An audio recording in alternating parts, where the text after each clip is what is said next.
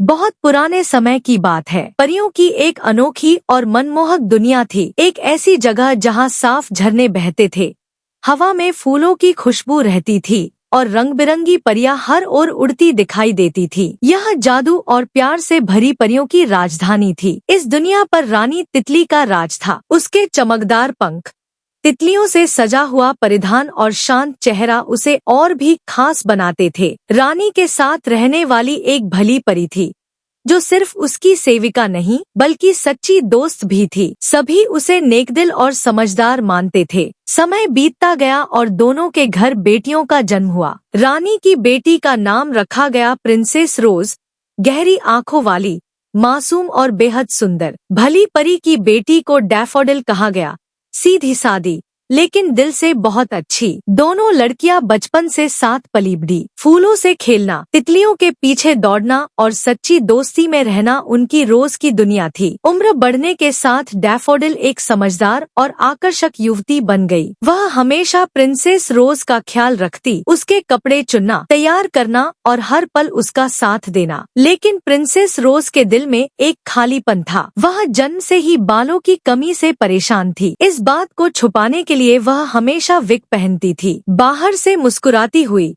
लेकिन अंदर से खुद को अकेला महसूस करती थी। रानी तितली रोज से बहुत प्यार करती थी। भली परी भी उसे स्नेह देती थी, मगर अपनी बेटी डैफोडिल के साथ अक्सर सख्ती बरतती थी। फिर आया प्रिंसेस रोज का 22वां जन्मदिन। पूरी परी दुनिया रोशनी और खुशियों से भर गई। डैफोडिल ने रोज के लिए लाल रंग की सुंदर पोशाक, गहने और जूते तैयार किए। तैयार होते समय जब रोज ने अपने हाथ में विग देखी तो उसकी आंखें भर आईं। डैफोडिल ने उसे हौसला दिया, तुम जैसी हो, बहुत अच्छी हो।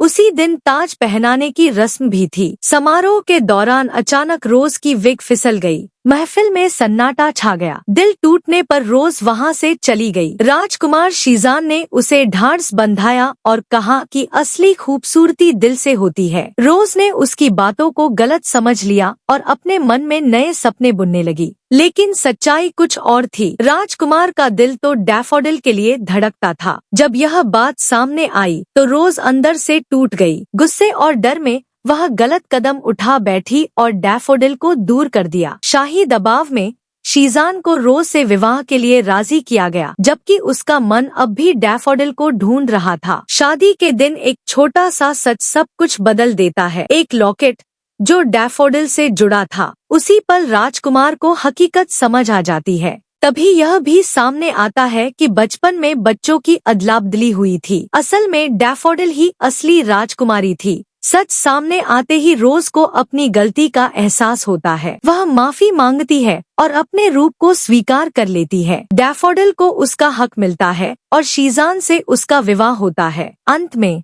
सच्चा प्यार और सच हर रात से पर्दा उठा देता है। रोज भी अपने जीवन को नए सिरे से अपनाती है और न्याय व प्रेम के साथ परी दुनिया की जिम्मेदारी संभालती है।